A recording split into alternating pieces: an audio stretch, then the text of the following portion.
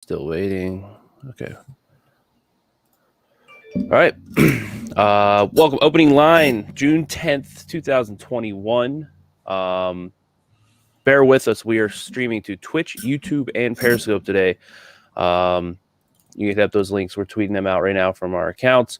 Starting out, if it gets a little wonky, we're trying to figure it out. And hopefully, if you get late and we're cut off, we're still working out the kinks with the new system here. But I am with Dream. I am with Frank. Dream's back after missing yesterday.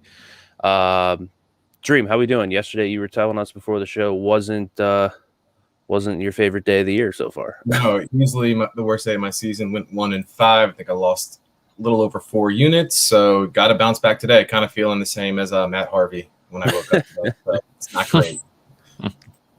If you didn't see yesterday, Frank gave fantastic analysis on Matt Harvey. Frank, I don't know if you want to touch on Matt Harvey, but how was your day yesterday? Good. I won 1 unit, and that was with the Tigers game just being absolutely ridiculous. I lost 2 units on the Padres, who scored 1 run against Jake Arrieta, or whatever's left of Jake Arrieta. So other than that, I think I went 4-2, and one of those losses being that Tigers game. The Mariners, Fraley, left fielder, robbed a home run that would have been the walk-off home run that would have cashed the under. And then the Mariners took the 1-run lead in the 10th inning, and then they threw a wild pitch with a guy on 3rd and 2 outs with Akil Baddoo up to bat. And it's funny because the reason the wild pitch happened was because Baddoo turned on a fastball and hit it about 17 feet to the right of the foul pole that would have been the walk-off home run to win the game. It was foul, fortunately for them, but then the Mariners pitcher spiked the curveball on the next pitch because that one almost went out of the fence or over the fence the pitch before that. So yeah, it was kind of frustrating, but we made money, so I'm not going to complain too much. Hopefully today we can continue that trend. Yeah, it wasn't a great day for me. I went 1-3. I had the Pirates. They got somehow only 1 run off of Gonsolin. He went an inning 2/3 and walked 5. Justin Turner hit 2 solo bombs. That was it. But felt pretty confident that was a smart play, I guess. Yeah, you made the right bet there. Right. Sure. And then the White Sox were winning, and they squandered a wonderful Lance Lynn start again. Like Frank, we both were on the Padres at -204. I think that closed north of 250. Yeah. And it lost. Like you said, Jake Arrieta somehow figured a way to stifle the Padres bats. But enough about yesterday. If you guys have any questions or anything, throw them in the comments, and we'll get to them as the show goes on as well. If you guys want some more interaction, let us know. Yeah. So one quick stat about the White Sox. I noticed yesterday they're now 28-9 in the first 5, and 25-21 overall, or is that the home? But their first 5 record is just unbelievable. La Russa, you got me a little tilted again, Austin. That 8th inning was so fucking tough to watch. I mean, he mishandled. The White Sox. Yeah. Either one of the relievers could really find the zone, but yeah, let's move on. Well, La Russa left Bummer in, and Bummer's good to face Vladdy. Frank and I were talking about this on Twitter last night. Bummer wanted nothing to do with Vlad with the bases loaded, with a 1-run lead, and then he took him out and put in a righty. Why not do that one better earlier? I don't know. That's Tony La Russa for you. As Frank put it, that'll probably be the demise of the White Sox come playoff time because he just doesn't know what he's doing. But enough about yesterday. Let's move on to today. First game on the board, Dodgers at Pittsburgh. Urias versus our boy Mitch Keller. Dodgers in this one -210. Total in this one 8.5. Guys, anybody jump in at the bit here to fade Mitch Keller? I know we like to do that. I had this game at 183. When this number got up around 200, I was like, man, am I going to have to do this? I will note that Keller left with COVID symptoms in his last start. I don't know that I really want to get involved there anyway. If this did, injury dependent, I know Moran potentially out for extended period again after last night. Colin Moran, probably not a household name, but one of the better hitters on the Pirates team.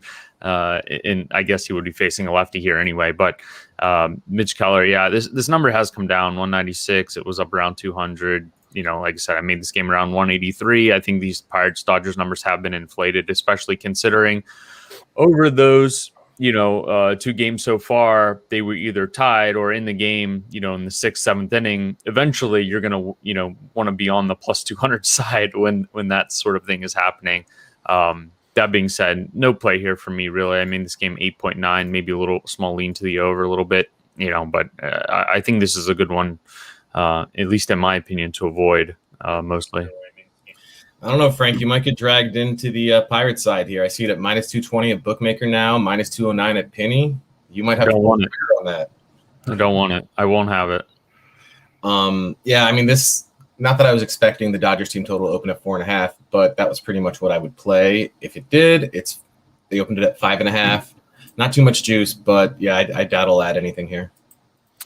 Yeah, I was close to the Pirates as well, as gross as that is to say. I think their lineup, like we've talked about all year, is pretty solid at the top, and maybe not so much today if Moran's out, but because I'm seeing Eric Gonzalez might have to be hitting the 5 hole, but it's a solid lineup.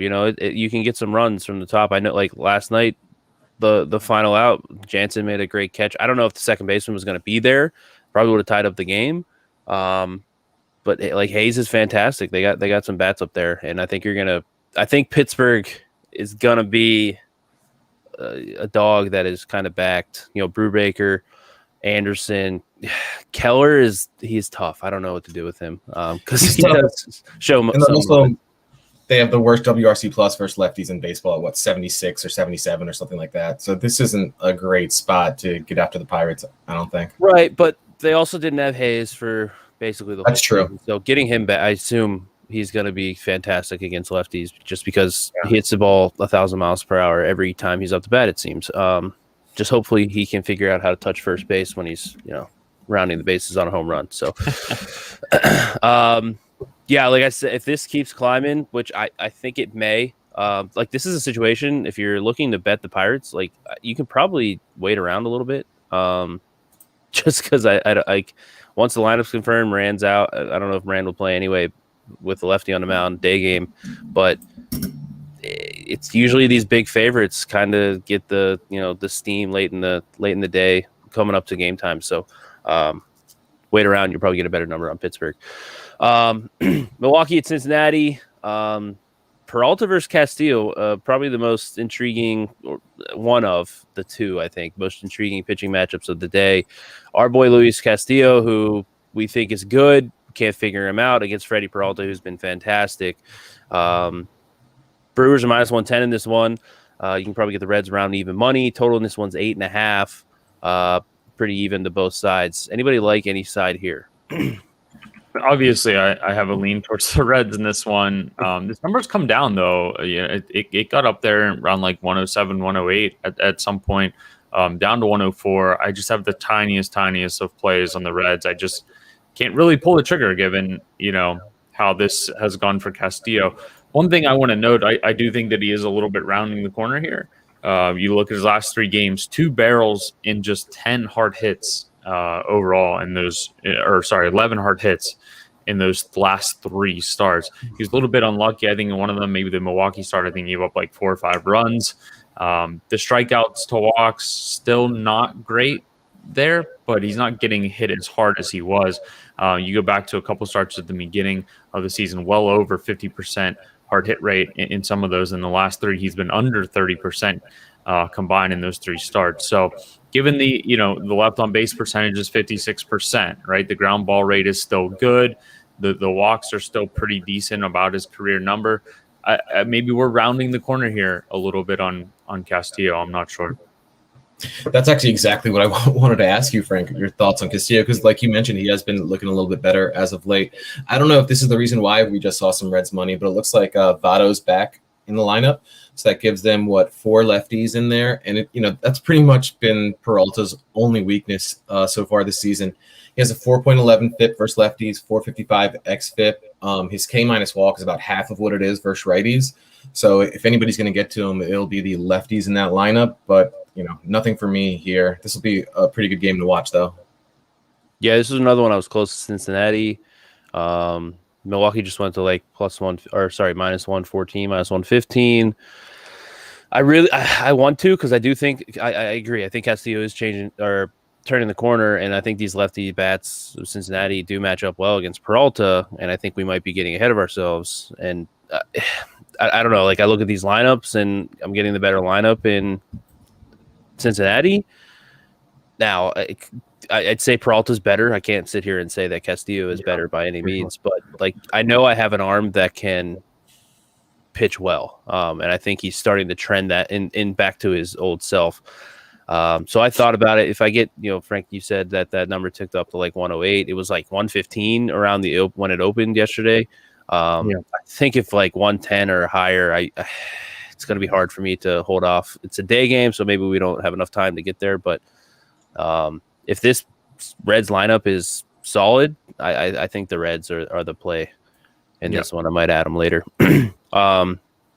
Next game, Atlanta at Philly. Anderson against Wheeler.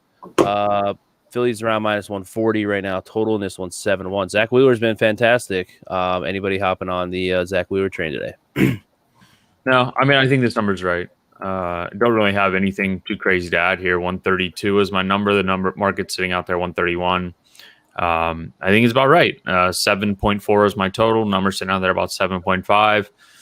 I don't know. Both these guys are very good. These are two good offenses that are relatively healthy. Ian Anderson, 3.64 ERA. I think he's a little bit better than that. That number has been trending down for him. The strikeouts are a little bit down, but the barrel rate and hard hit rate are okay. But I think this is a guy who will be pretty good going forward. Really good stuff, really good slider, decent changeup. Wheeler's been fantastic. 2.55 expected ERA, 2.51 actual ERA, 2.58 FIP. Everything's looking like this guy's very good. He's always had very good control, but for a guy that throws 100, he's always been a little bit underwhelming in the strikeout department, and all of a sudden he's striking out 31% of hitters. That's pretty much making him an elite pitcher at this point. Yeah, I actually went ahead and played the Phillies here. I don't think I got a great number. I think I played a -140. I think that's already moved against me a little bit. No, it's gone up. It's like 142, 145. All right. So it's okay. Okay. But yeah, I mean, you mentioned it, man. Wheeler's not that I'm necessarily attacking Anderson here, who I think is a good pitcher, but Wheeler has been a legitimate ace so far this season. I mean, you look at his Savant page and it's just a bunch of red. I mean, he's pretty much. I mean, it makes me wonder what if the Mets actually did keep him around and had him in the rotation instead of Peterson. He'd be looking like the clear favorites in that division. But he's just been lights out. So this is more of me backing Wheeler here. Yeah, I saw this at like -132, -131 earlier this morning. I was so close. I was hoping we got a little bit of Atlanta money as limits started to raise, and it went the opposite. And Philly got 138 now, 145. It's kind of hanging around the 140 mark. I love Wheeler. I don't know. I'm trying to look at, like, usually you see guys like they threw Wheeler threw 66% fastballs last year. He's throwing 62, so it's not a huge change there. He's throwing a slider a lot more, so it's kind of hard to figure out like what changed in his ability to go from like a 20, like low 20s K percentage guy to over 30, and Frank, like you said, he's basically elite now. He's becoming an elite pitcher. So I lean Phillies here, but I need a better number. I think this is gonna climb. I still think it's gonna climb. I don't think I'll be able to end up adding this because better pitcher. Yeah. I don't know. Phillies lineup. What do we think about the Phillies lineup? Someone explain to me what the Phillies lineup is. Like, are they good or are they like what are they? They should be.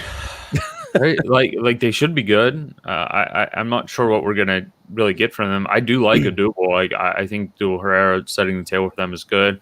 I'm not as high on Gene Segura, but like this lineup, 1 to 6 looks pretty good. And if Alec Bohm continues to be like decent at times, yeah, this lineup should be a little bit better than what it is. I think the biggest question with the Phillies is like how can the starters, which are relatively short for them, and the bullpen, which is pretty bad, like can the lineup rescue those aspects, right? Like the lineup is the one thing that's in Zach Wheeler that is sort of carrying them along the path here. The division isn't particularly great. They need to win these division games, but that lineup needs to score a lot throughout the course of the year. I think they've been a little bit unlucky and a little bit underwhelming, but going forward, this lineup should be very good. Yeah, I mean, they missed like a week or two. They went without Real Muto and Harper. I think that's probably put a little dent in their stats then. But yeah, like you mentioned, it's a pretty solid lineup 1 through 6. It's tough too because the bullpen is like they got some arms that are like fine. It's just they have a lot of guys that you put out there. Like if the starters don't go deep, where you're like, okay, the 6th, 7th bridge. Like Neris has been pretty good this year. Coonrod's been good. Like it gets tough after that. Like after that, you're into some pretty garbage pitching. But I feel like the Phillies, at least that I've bet them, the games that they score runs, the pitching stat, like either the bullpen blows up or you get a bad game from the starter. Or if I do get a good game, I know they got saved last night by the walk-off home run, but like you do get a good game from the pitching staff, the lineup just like disappears. They're a pretty polarizing team. Like it's kind of frustrating. I don't know if they need to make deals for relievers. We know at the trade deadline, relievers. They definitely need to do that. They're 18th in Sierra, their bullpen is, and they're 25th in FIP. So they got off to like a great start, and they just kind of reverted. They have 2 good arms. Like it's like can you? I mean, even Neris, like Neris is either lights out or he's horrid. So like you don't always want that in a reliever either. They tried Kinsler, he's been terrible. Jose Alvarado had walk issues. Like I think the movements that they've made that have made the bullpen better, perceived to be better, but for some reason there's a curse in Philly where they have the worst bullpen maybe of all time last year. I know it was 60 games and a little bit more variance there, but they probably had the worst bullpen in our lifetime. And if you go back in history, they have like 10 of the worst 15 bullpens ever. Like if you go back to 1900, right? Like it's kind of shocking, like the curse that's going on in Philly reliever area. But the lineup has a 92 WRC plus, and this is where the money is on this team, and this is where the need to perform better. Like they need to get multiple run leads with this lineup. Yeah, looking through, Realmuto and Harper, even Segura have been good. Herrera's been a fantastic find. McCutchen, it's just the bottom, like we said, after you like Baum was a huge kind of disappointment. He's 56 WRC plus this year. Like if they can get some more of that, it's just again top hitters, top of the lineup, good. Bottom of the lineup, just you're basically getting no production. And then if you never flip over to that top of the lineup, it's hard to get some big numbers up there. But enough on the Phillies. They're a couple games under 500. We only spend time on the Orioles for more than 2 minutes if you're under 500 on this show. Giants at Nationals is the other intriguing pitching matchup here. DeSclafani against Scherzer. Scherzer's bounced up to the minus 175, minus 180 range. Total in this one's 7.5. A little bit of disagreement here on the panel. On this one, Frank, tell us why you like the Giants. DeSclafani getting disrespected over and over again, I guess. I do think Scherzer is a better pitcher here for obvious reasons, and he's kind of looked really good. Like he looks back, right? Like he looks a lot better right now than what he did at this point last year, which is good. I think Scherzer, and my model thinks Scherzer is better, but man, this Giants team, it keeps impressing me. And I've seen some articles recently on the data capturing that they're doing and how much they're sort of succeeding on making these bad hitters better and making some of these older hitters better. And it's any bench coach can tell these guys a bunch of things they already know about baseball. They've gotten a lot of people in there with no major league coaching experience that understand data and numbers and how to convey it to people. And I think that's why this Giants team, since the start of last year, they went and got Kapler, right? Like we talked about the Phillies getting rid of him and how stupid that was. And now the Giants have him, and they've taken this wholesale approach to crunching out the data. And when we see these rich teams like the Dodgers do that, they tend to have success, right? Because they have a lot of money now to spend on a lot of these guys. So a lot of these guys that we wrote off are performing well. In regards to this game, I had a small edge towards the Giants. This number has moved against me. I made this number like 135. I think the Giants on average lose this game because Scherzer's very good. I think these lineups are pretty comparable. But DeSclafani is very good as well. And I don't think he's been given the respect that he probably deserves. 3.51 ERA is very much in the realm of what I think he will be going forward. The control has improved from him compared to previous seasons. The strikeouts are up. And when you look at things like barrel rate, 8%, hard hit rate, 44%, those are pretty average, right? Like, so I think this is a very good pitcher who can be very good in stretches. The 351 ERA is even a little bit inflated because he laid an egg against the Dodgers where they were sort of worried about maybe some pitch tipping or something going on there. So, the Nationals are the better team. They're at home. They have the better pitcher.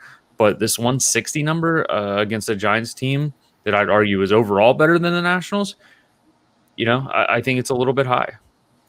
Yeah, I'm a little surprised to see that. So we've seen about 20 cents come in on the Nationals, and the total has also climbed half a run. The Nationals haven't been very good versus righties this year. I didn't really have anything there when I looked at that this morning. I thought the number was kind of spot on, but I don't know if I'm gonna be able to stay away at this number. I think I might be. The other one more thing that I want to mention is the weather is supposedly not going to be great for this game in DC.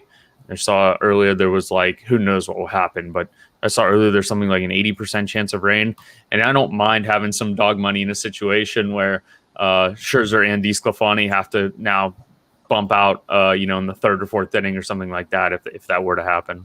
And also the Nationals played 11 innings last night, I think, in Tampa. So their bullpen isn't in great shape. One thing is that Longoria is on the injured list, and obviously I know it sounds weird in 2021 to talk about the Giants missing Evan Longoria, but yeah, he's been great this year. So that is kind of a shot at their lineup. He has a 376 OBP, 516 slugging with Brandon Belt is back though. So we're sort of making an exchange for Belt for Longoria, which again, Scherzer, I don't mind too much, right?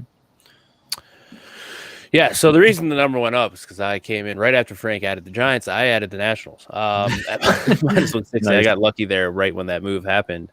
I wouldn't play the number now. I think I like DeSclafani. I've been on him. I was actually kind of shocked when I saw that I'm fading him. But I kind of, as much as I think we've disrespected DeSclafani a little bit, I think we disrespect Scherzer equally. I know we definitely did earlier. I know it's 2020 wasn't good, and I think we can kind of chalk that up as COVID just. Well, at the time we were he's 36 years old. Right. Yeah. But there also wasn't a huge, but his walks went up, right? There wasn't a huge change in velocity or anything. He's basically striking out pretty similar amounts of hitters, right? I think he had a bump up from last year, but where he was in prior years, right? 36% this year. It's actually his highest since ever. Career high in strikeouts for Scherzer this year, and he's walking 5.2, which is his second or third best number too. So Scherzer's been absolutely fantastic. I remember earlier in the year people were worried about him. I don't know if the number we aren't following this. The Nationals lineup on the other side of it here is again another team that's kind of top heavy. Turner and Soto are really good. I don't know. Ryan Zimmerman might not play today, but I don't know what to make of him because he's been hitting the crap out of the ball, but he's been very lucky. I don't know what to do with him. But then you kind of have somehow Josh Harrison still hitting around an league average hitter, Kyle Schwarber league average. So it's not great, but I could go the same thing with the Giants. Wilmer Flores is hitting fifth for the Giants today, projected to hit fifth for the Giants today. I don't know, Dream, you brought up the over money. I actually was really shocked by that. That kind of confused me because, again, like I said, the top of these lineups are pretty good, but once you get down to the bottom, you get some worries here. But I think I'm getting a much better pitcher. I like DeSclafani, but again, Scherzer's been fantastic. Wouldn't play it now we're climbing up to 180. And maybe that's more weather related that we saw some over money, right. Like Frank mentioned. And just a quick note on Scherzer, he did have I think a FIP of about 4 first month. He wasn't going that deep into games, but yeah, he gave 4 home runs on opening day, if I remember correctly, right? Wasn't Acuna just peppering him into the stand something like that at first start? And you mentioned Zimmerman. I mean, dude, I've actually been kind of high on him even the last few years. His exit velocity hasn't really dropped the past few years, and he's having a solid year. I think he's a great platoon fit there. Yeah. I have a slight lean to that first 5 under, but I guess with the weather concerns, I'll probably just end up leaving that off. Yeah, like I said, I wouldn't play the number now. I think now it's I'm on my number, so no value. If this keeps climbing, I would be kind of shocked. I think this either settles here or we'll see some Giants kickback. What do we got for sip? Yeah, like 50%, 40 to 50% chance of rain in that one. So there could be maybe a delay here or there. So that's a good point to bring up about actually being on the dog in a game that has some rain. Now I'm gonna like sweat a rain delay in this one. So almost guaranteed for like a second inning rain delay, and we'll have a coin. Well, the one thing is like if Scherzer doesn't want to come out, he won't come out. So like that's right. And Scherzer's a freaking psychopath. So like it could be like a 3-hour delay, and I could see him like, nah, I want this or something. Like I don't know. Chichi Gonzalez on the mound for the Rockies in Miami against Trevor Rogers and the Marlins. Guys, I don't know. I know Trevor Rogers is really good, but the Marlins are minus 200 at home. Total in this one 7.5, juice to the under. Like the value's on the Rockies here, right? Like there's anybody. It is. I mean, it is, but like this team is probably the worst lineup we've seen in a long time. Like if you look at their numbers away from Coors Field, it's kind of shocking. Like at one point last week, they had like 52 runs or something. They've scored like 100 and I forget what it is, like 130 some more runs at home than they have on the road. So yeah, I don't know. Like not that I care that much about this, but I'm not gonna. If you're gonna bet anything at this point, it's obviously Chichi Gonzalez, and I don't want to bet Chichi Gonzalez, so I'm just gonna go to the next game. Yeah, I mean, I have Chichi Gonzalez as probably the worst pitcher in baseball, or at least one of. I didn't have a chance to look at this game. I don't know if there was a line posted when I was doing it, but I don't think I'll play it. But I'm a little curious to see what the Marlins team total opens at. I assume it's 4.5, maybe like minus 120, minus 125, something like that. But I doubt I'll play anything in this one. Yeah, so the Rockies, to Frank's point, at home have an 89 WRC plus, which for a bad team is, where you kind of expect a bad team to be. On the road, 58. So that's hilariously bad. Like 272 BABIP, like slugging percentage 291 on the road. Their team total opened at 3.5, and it's down to 2.5 now. Right. So like, and you're going to a huge park. Like this isn't going to go well for the Rockies. So they probably win 3-1. But no, I can't do it either. Chichi Gonzalez is terrible. Trevor Rogers is really good. Like this could be a game where Rogers goes like 7 innings with 12 Ks, and you just kind of hope the Marlins like Aguilar hits a home run, because I think, did I see right that he's leading the NL in RBIs? Did I hear that right the other day?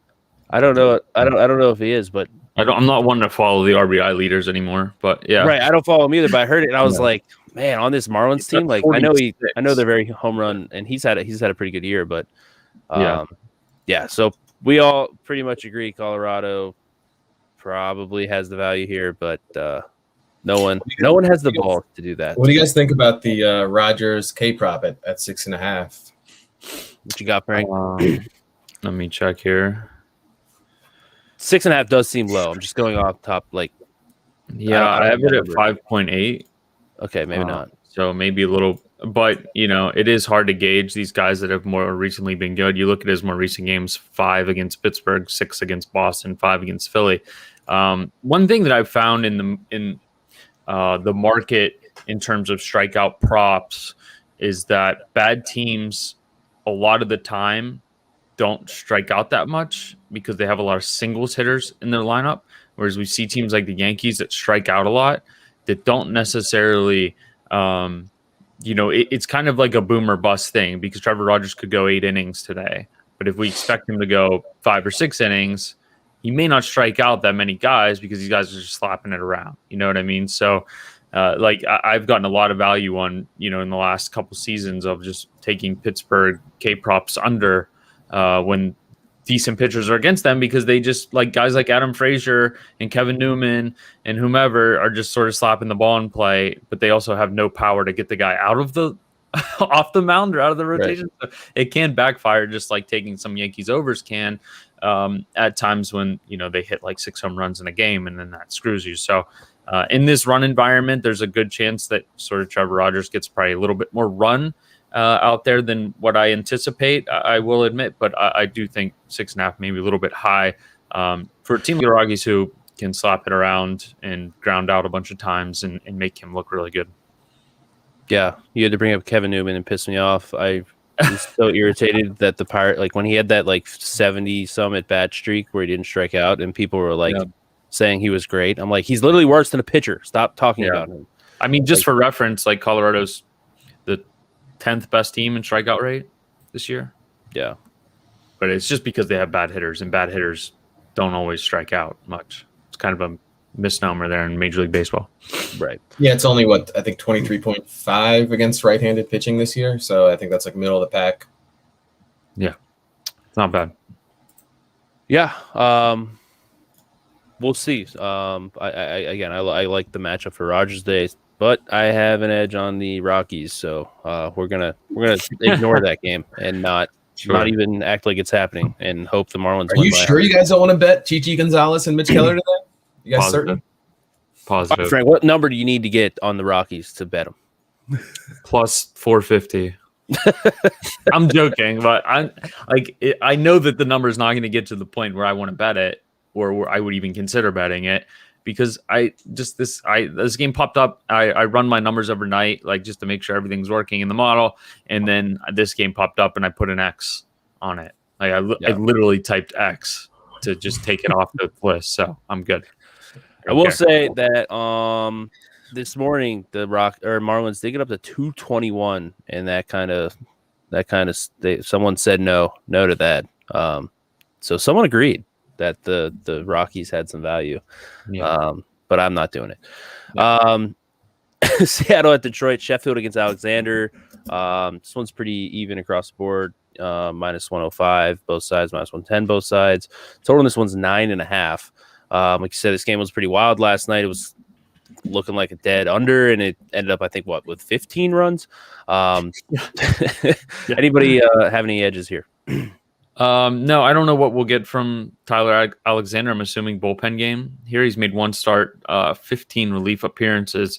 His more recent starts, he hasn't thrown more than 1 inning since May 22nd. So what is that, 2.5, 3 weeks? Hasn't thrown more than 1 inning. Assuming this is just a bullpen game. Another game for me that I just crossed off. Just want to mention Justice Sheffield. Not good. 5.76 expected ERA, 4.77 ERA, 4.75 FIP, barrel rate over 10%. He will get tatered at times, and the bad news for him is that he only strikes out 17% and walks 9%. So a lot of percents in there, but it all adds up to Justice Sheffield not being very, very good. I'm intrigued by taking Detroit here.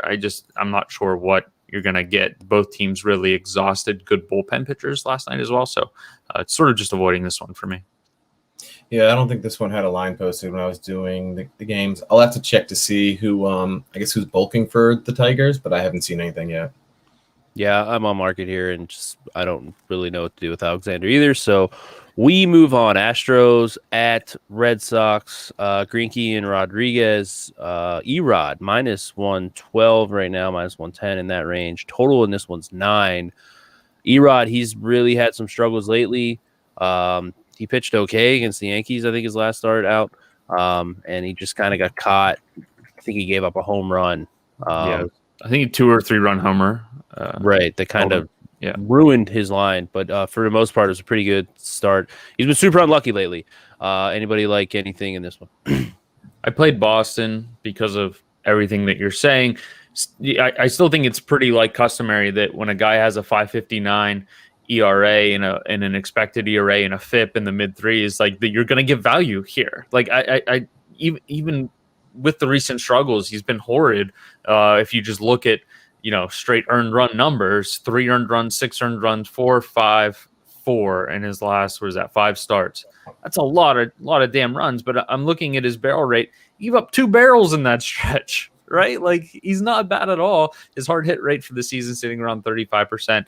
He just got kind of victimized here on some left on base stuff, on some BABIP stuff. So yeah, his last start, like you mentioned, the BABIP number was 308, but his previous ones 429, 400, 579, 429, and that's all, like I said, on 2 barrels, right? Like, so Erod is still very good. He's been unlucky. I hope they don't try to change him too much from the recent struggles. Hopefully Boston's smart enough not to do that. So even without mentioning Greinke, I'm getting a really good lineup at home with the better pitcher, in my opinion. Sitting around minus 110. I wanted this at it was plus 107, and I went to hit submit, and it went to 100, and I went to hit submit, and it went to 109, minus 109. And I was like, you got to be freaking kidding me. So anyway, I still like it. I think that Boston should be like a 125 favorite here.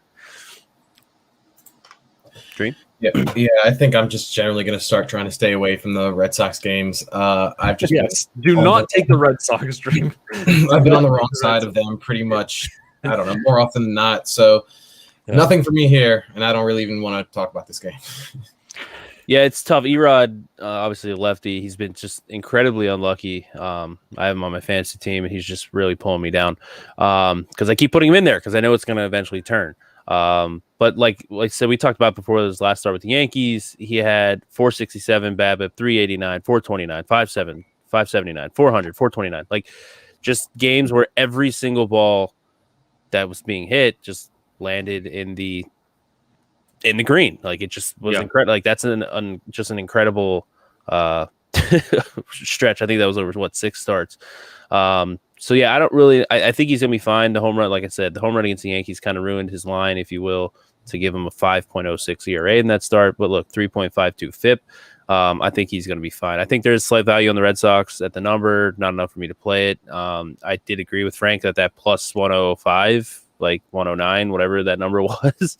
The Red Sox have the value there. A little scary going up with the Astros against a lefty. But again, this Red Sox lineup can hit too. I know Greinke does a great job of keeping you off balance, like he did. I think his last start was against the Blue Jays, if I remember. Really good matchup for him against the Blue Jays there. Right, but the Red Sox kind of, they have good hitters. They have a bunch of guys at the top of the AL in average. Like that's the thing that they do really well. They don't strike out much. They're pretty good at putting the ball in play and putting it in play like over the fence at the same time. So yeah, and I want to mention this because I saw a segment while watching a Boston game a few maybe last week. They really have pushed the idea of hitting singles, right? Like that sounds crazy to say and stupid to say because they do have 4 guys that can hit home runs, and those guys are hitting home runs at the top of the lineup. But for the other guys, they've really pushed the idea of hitting singles. This is sort of what we talked about is like, the Astros over the last couple of years have kind of been the team that said like, stop striking out and give us the best chance. That's been like a weird kind of taboo thing to say in Major League Baseball. But now that the ball's a little bit dead, it seems to be working out in their favor. Yeah, and I watched them, I think 2 games ago. I forget who was on the mound exactly for the Marlins, but I mean, that was exactly their approach. They were just kind of smacking singles the opposite way. And I mean, they strung 3 or 4 hits together that way. I did notice that Rodriguez has increased his fastball usage as the year has gone on. Now that has a slugging of 638, but the expected slugging is 468.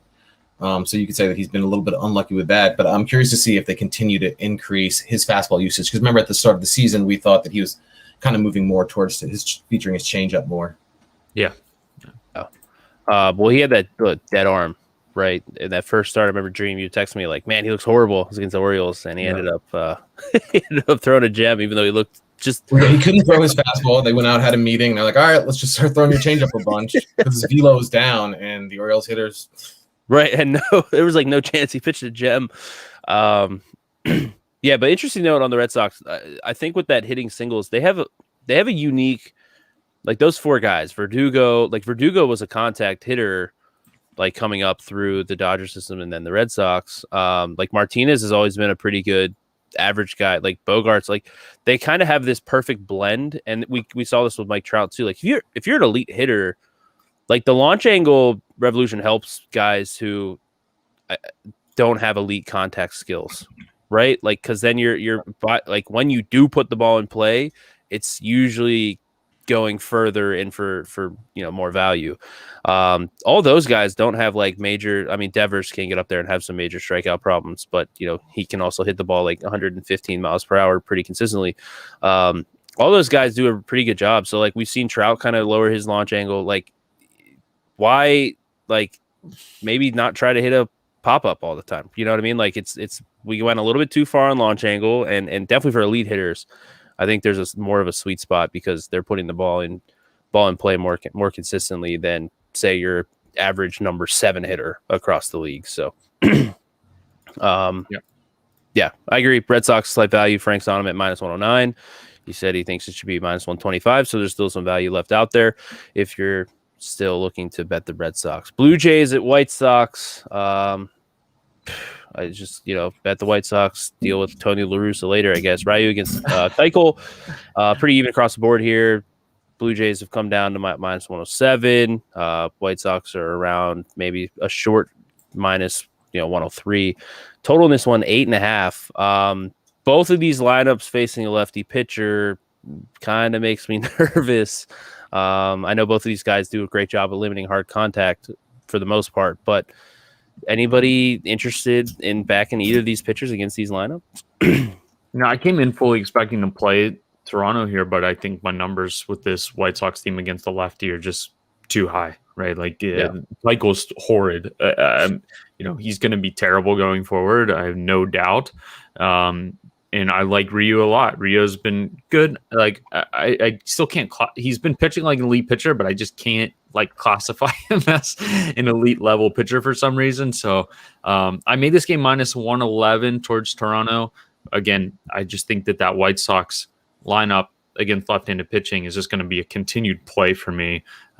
So even how much I hate Keuchel, I still made this game generally close. So just kind of an avoid for me here.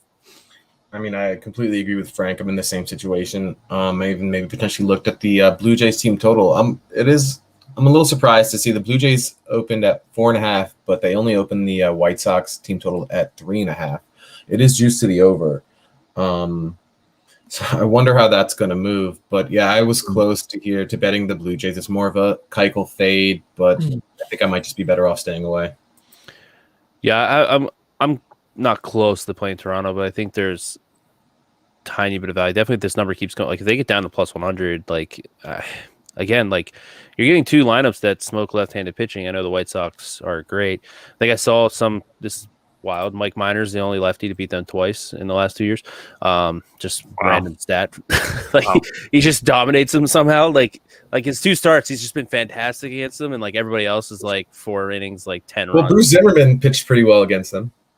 Zimmerman, he pitched well against the Mets the other day too. I don't know what. Maybe Zimmerman's making a turn. Just 2 months late for your dream. But no, I don't know. Rio does a great job, like you said, Frank. He's like the closest you can get into the elite category of pitcher that I just can't put in there. Like he's just been fantastic. Like he's a career 2.97 ERA. Like it's hard to. And we thought when he left LA that was gonna kind of maybe go away, and no, he's the same guy. Like he's the same exact pitcher. So I don't know. I kind of lean Toronto if White Sox money here. Like I don't know. I can't grasp Keuchel going up against this. Like I can't. And maybe this is why the White Sox are basically. This is basically a coin flip with the White Sox at home. Keuchel's lineup, like the lineup here, maybe he can keep Toronto off balance, but he just doesn't strike guys out anymore. Like he doesn't even strike them out at a respectable 12%. 12%.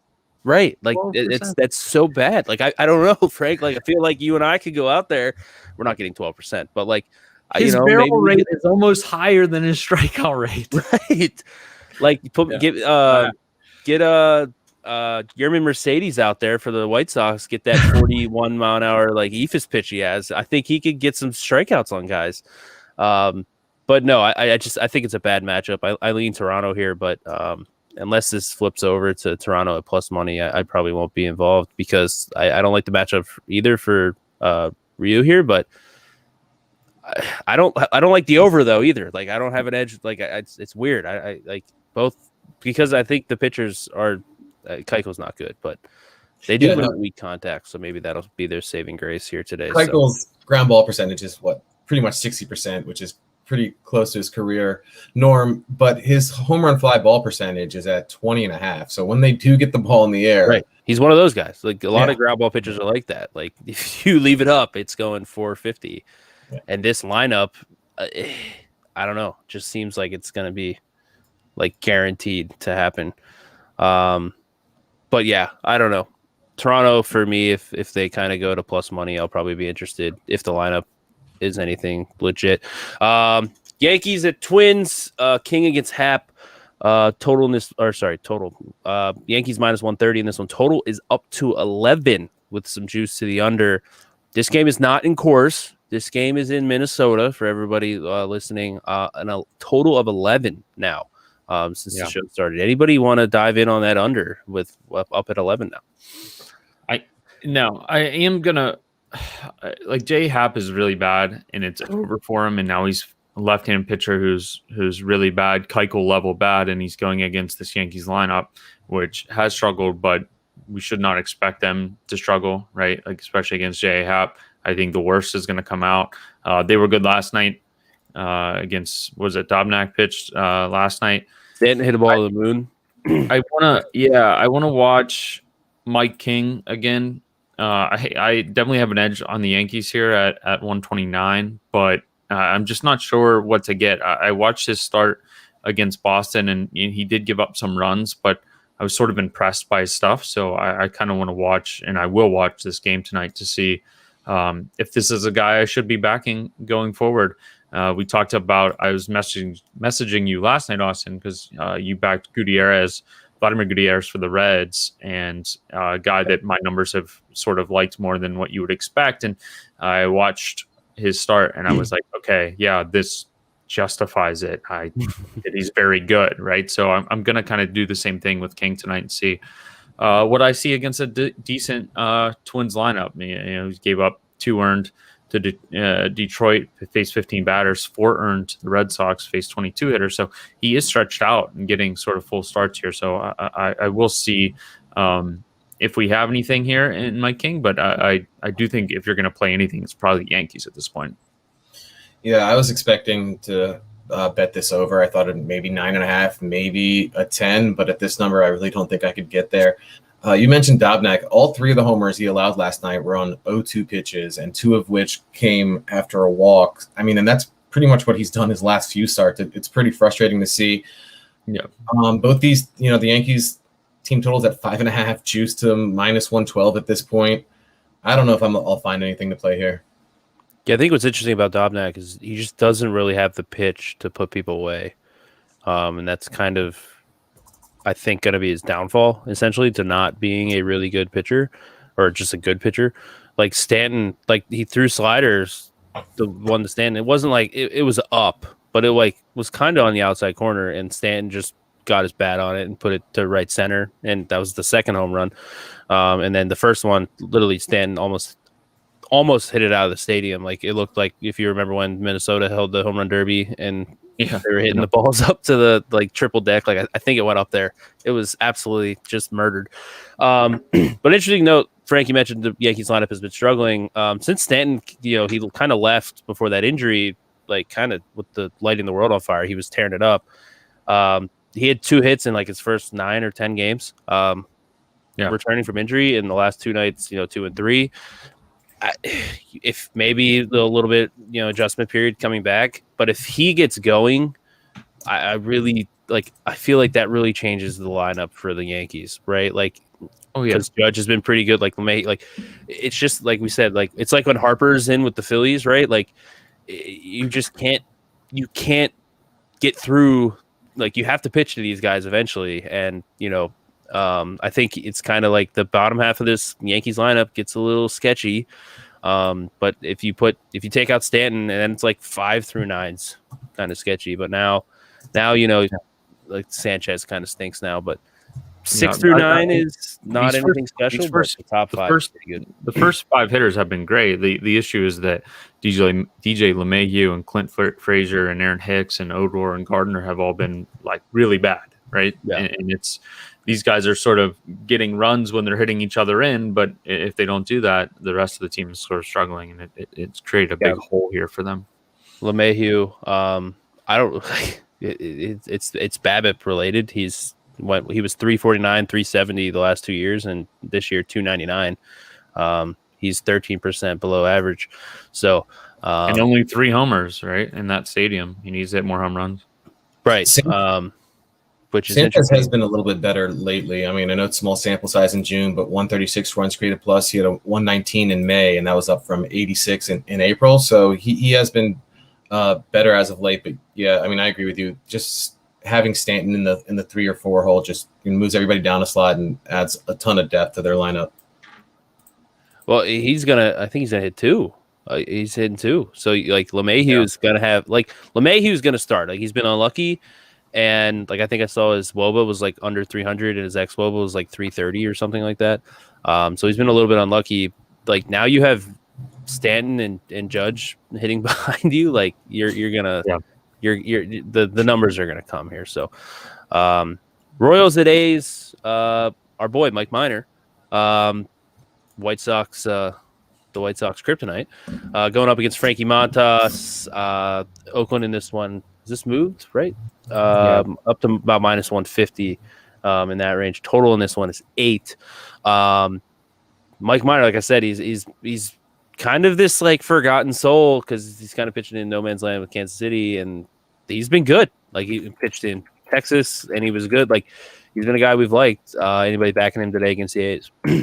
I am. I bet Minor, I think in his last 2 starts, he's a big dog to glass now in one of those starts, and he pitched really well. He seems to do well against these good lineups. I know Oakland can kind of hit lefties, but I'm not that excited about this A's lineup, in all honesty. Kind of like the Yankees, in which they're very top heavy. I think a guy like Minor limits a lot of hard contact. 4.84 ERA is not where I think he should be. And if you look at last year, 5.56 ERA, he was much better than those numbers, especially for a guy who has a 275 BABIP this season and had a 269 BABIP last season, right? So yeah, I like the Royals here. The issue being that this number's around like 129 to 131, wherever you're looking. I need better than 130 to play this, so 131 or better to play this side for me. That's how small these margins are. I did play it at 134. Like I said, it went down a little bit. If you can get it better than 130, I do think that there's some value here. With the Royals, I don't think these teams are that different. These pitchers are certainly not that different. If anything, I think Minor might be a little bit better than Montas, at least from a peripheral level over the last 2 seasons. So yeah, I like the Royals here. I like Minor. I've liked Minor for a little while now, and 35% hard hit rate is quite good against this A's team in a bigger park here. Yeah, I thought there was some value on the Royals here, so I pretty much agree with Frank. And the A's have been pretty good versus lefties this season, but I do think I guess not having Chapman or Chapman be at his best or even close to it has really hurt their lineup. I mean, he's penciled in at the 7th spot every day, which tells you all you need to know what they're expecting out of him on a daily basis. So yeah, nothing for me here, but I did have a slight lean to KC at that number. Yeah, and Austin, you sort of mentioned like LeMahieu, like leading off, hitting second, first, second, whatever. The Yankees are probably pretty confident, like you said, that he's been unlucky and that he's seeing the ball fine and all of that.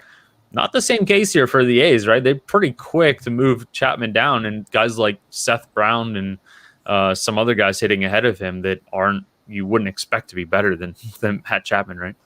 Right. Well, he only played 27 or 37 games last year, and then he had that pretty serious hip surgery. So I guess they just don't expect him to fully recover, or they're just gonna expect him. Did he get banged up early in the year? Am I remembering that correctly? Like, did he have like a?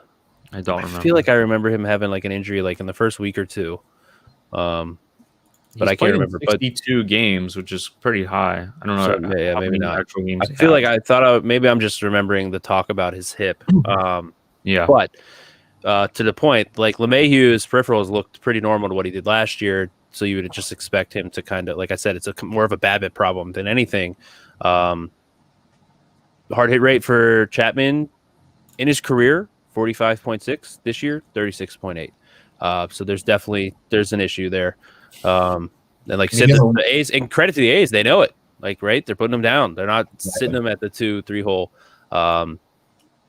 so there definitely is. If you're wondering, like you think Matt Chapman's going to be this fantastic hitter, he's just not there. He has a career slugging of 482. That's at 325 this year. His ISO's 121, career 234. Right, so obviously the hip's not there. Like right. I mean, he's been fine on defense, but exactly. Yeah. And yet the A's are still in first place in the AL West because that's what the A's do. They win baseball games. Despite also, can you really brag about the A's this year? I know you backed them a bunch last year, but I haven't been on them. I was on them a little early in the year. I think like maybe the first 2 weeks. But I've not been on them. Like last year, I was on. Oh, who did I fade? It was kind of weird. I was on Bassett and Manaea a lot, and then I think I faded Fires. I think I faded Fires like every day or so. So it was one of those things that I was basically like 2 of their 5 pitchers I was betting on, and 1 I was fading. But one interesting note, I want to go back to the Yankees Twins game because the Twins are getting super late to the point of where they can make a run if there's enough time left. I saw a stat about like in the last 100 games that Byron Buxton's been in the lineup, they played over 100 win pace. And then in the last like 100 games that he hasn't played, they play at like a 500 pace. And I'm just sitting there like, wow, that's a huge difference. Obviously plays great defense. His bat was on fire to start the year. So I mean, he was basically Nelson Cruz at the plate, which I know sounds right. Like it like that was such a crazy like 97 and 53 was the number in his last like 150 games, whatever that is. And it was like over 100 games that he missed or something. They were playing at like 500 or like slightly under, which was a pretty crazy drop off. I mean, it's a tiny sample, right? 25 games this year, but he has a WRC plus of 222. He's slugging 772 on base over 400. I mean, right. And like this is what we like. He was kind of like the Buxton, Berrios was like that too, right? Like Buxton was that. He finally like the defense was always there, just whether the bat came on, and it's spinning. He's gotten better every year. Like he's done what Berrios never did. Like Berrios has just kind of been flat. Like Buxton, right. 2016, 86 WRC plus, 2017, 92 WRC plus. Didn't really play much in 2018, 2019, 111, 2020, 118. Obviously this year 222 and too small of a sample. But all right, let's do best bet. He had 15 barrels in that 22 game stretch. Right. That's just an absurd number. 60% almost hard hit rate. Yes, and like, yeah, you add in the fact that he's the best base runner and the best outfielder all of baseball, kind of a big deal. Yeah, right. And his ex-WOBA was 438, so it was like a legit. Yeah. I mean, he's kind of a tough guy to have to depend on. He missed some games earlier this year because he got hurt eating hamstrings and hips. Man, they never really go away. Eating a steak. So I mean, he's played over 100 games, I think, once in his career. He runs too damn fast for his legs. Like that's the problem. Yeah. You keep blowing out hamstrings when he's just too damn fast for his own hamstrings. I'm interested to see if they try to change up his like workout regimen, because I know definitely a lot with the hamstring and hip injuries if you're putting too much load on them. Like I'm interested to see. Like I know in basketball they do that all the time. Like all right, let's like they put the tracking monitors on them to see how much they're moving. Like let's do that with Byron Buxton and see if we can get him on the field more. All right, best bets. Go ahead. I guess Frank or Dream and I only have one play, so Frank, you can go last. Dream, what do you got? I bet the Phillies minus 141. I just noticed that Real Muto's not in the lineup, so you might be able to wait and grab a better number than that. Yeah. I'm going with Nationals minus 160. It's minus 178 now. I wouldn't play it at that number. If it gets down again, I'd play Nats. But Frank is opposite on that one. So best bet for you, Frank?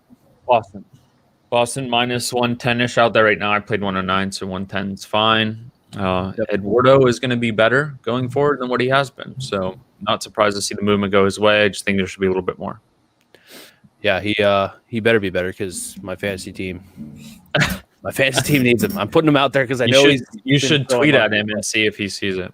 Right. So that's it for us. We'll be back tomorrow talking MLB on Friday morning, same time, same place, 10 a.m. For Dream, for Frank, we are on Twitch, YouTube, and Periscope now. So please go and follow, subscribe to all of those channels as well. We'll be streaming to those every day. Just like today. So for Dream, for Frank, I am Austin, and we will see you all tomorrow.